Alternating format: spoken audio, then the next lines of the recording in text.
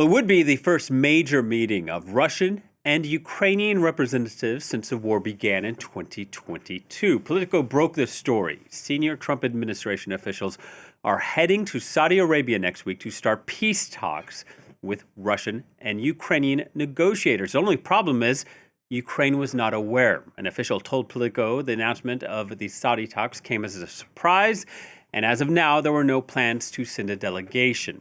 That report also said there were no plans for representatives from other major European powers to join the talks. This, as the Munich Security Conference is in its third and final day. The focus on how to end the war in Ukraine without giving in to Russia. NATO chief Mark Rutte said Europe had to come up with good proposals if it wanted to be involved in those U.S.-led talks. And for more, joining us from Munich, we can welcome Arseniy Yatsenyuk, former Prime Minister of Ukraine. Arseniy, welcome to the program. Thanks for having me.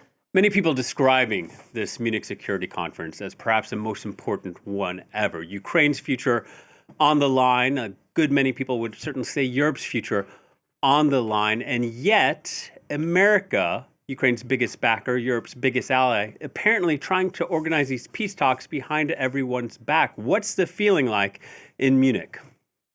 Well, there are different historical parallels. The first one that goes into my mind is the Munich betrayal of 1938. So I believe we can handle this, and we're going to avoid this kind of case scenario. The second one is notorious Putin's speech in 2007. You remember when this war criminal mentioned that the biggest disaster of the last century was the collapse of the Soviet Union. And at this very security conference in 2007, Putin actually declared the war against the West and against Ukraine. And then he invaded Georgia, illegally annexed Crimea, invaded Ukraine, and he actually waged an entire war against the free world. And this year at the Munich Security Conference, after the US VP speech, I was quite astonished with this kind of language and with the approach our American friends and allies had undertaken. And I believe that Americans will be back in the game, and they will realize that, look, if we want to achieve anything through the strength means the unity, Euro-Atlantic unity between the United States, between the EU member states, inside the NATO alliance. And if the US wants really to achieve peace for Ukraine, and I do believe that the new president of the United States, he wants to achieve a fair and just peace. I want to reiterate, fair and just peace, not just to stop the war, because Putin is ready to stop the war in a few hours, in case if Ukraine capitulates.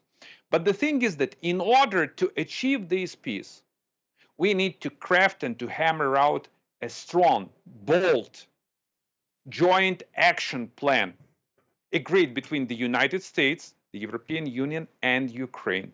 No talks about Ukraine without Ukraine, period. No talks about Ukraine without Ukraine, but also Europe. Donald Trump ready to negotiate. Keith Kellogg, his envoy to Ukraine, said Europe would not have a seat at the negotiating table. Why do the Americans not want Europe to be present? I hope that's the mistake that has been changed immediately. So they have to repair this flaw. What we as the Europeans have to do, and as far as I know, your president is to host an informal summit on Monday, and even the UK PM is to head to this summit, and the entire European Union. We have to be proactive, not reactive. I mean, we as the Europeans have to need to have on the table a very strong joint plan, and to present this plan to the entire world, including to our American friends. It's just wrong what our American friends are considering right now, because the US strength comes not only from the United States, it comes from our joint efforts. So we need to circle the wagons. This was the way how we won the Second World War.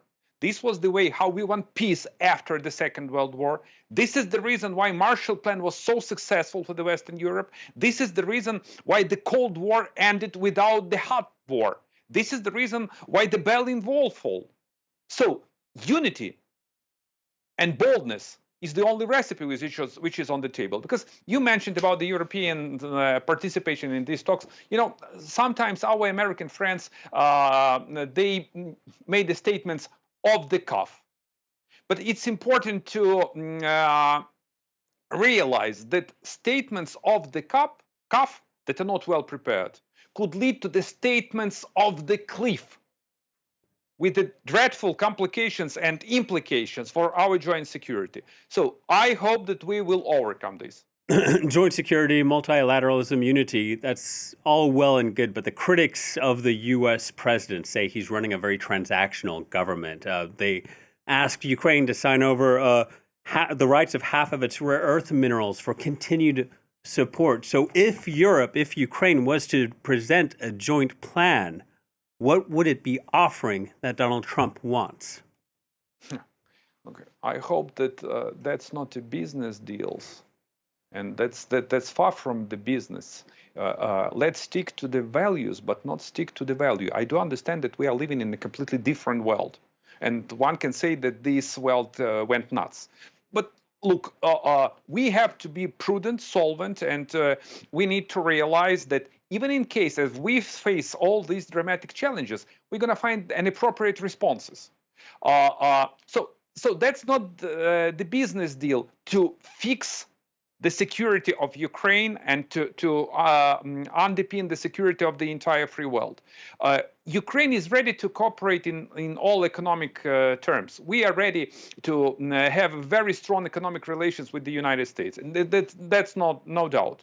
But the thing is that first we need to preserve Ukraine as a state. First, we need to bring this fair and just peace to Ukraine. First, we need to deter Russians, because Russia poses this threat to everyone, including the United States. And I want to be very clear. Americans invested a lot into Ukraine's security.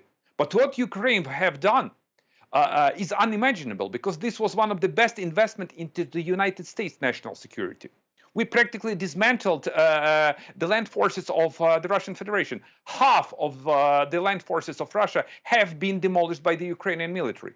We paid a huge price, and we are paying a huge price. The price of the blood of Ukrainian men and women in the uniform.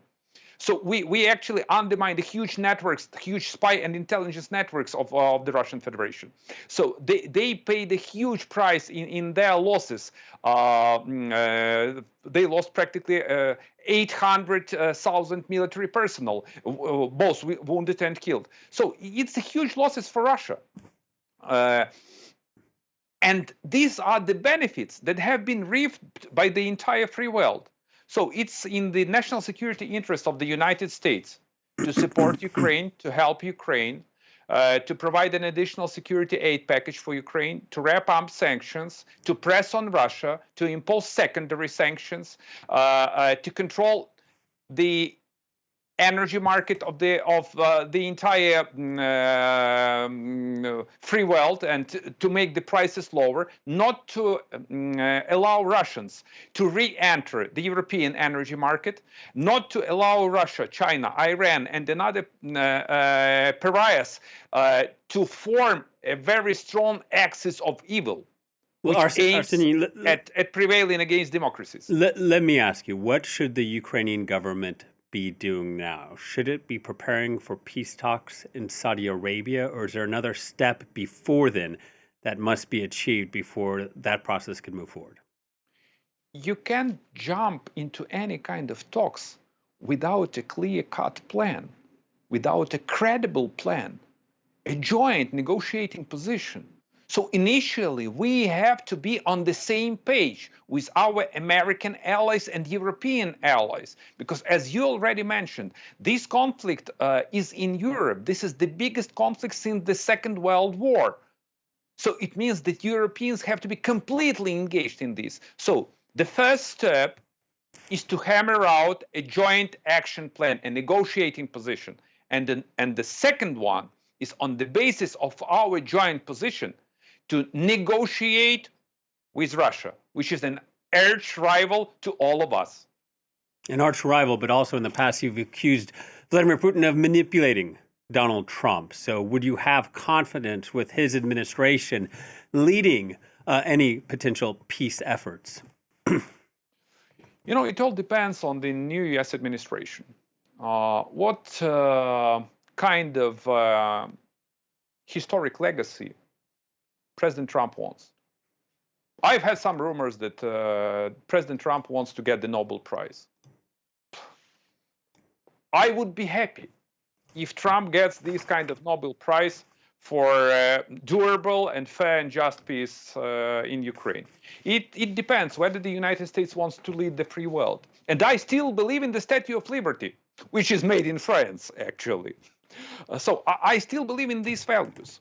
And I hope that our American allies will come to senses. I hope. And I still believe in the power of values, in the power of freedom, liberty, and democracy.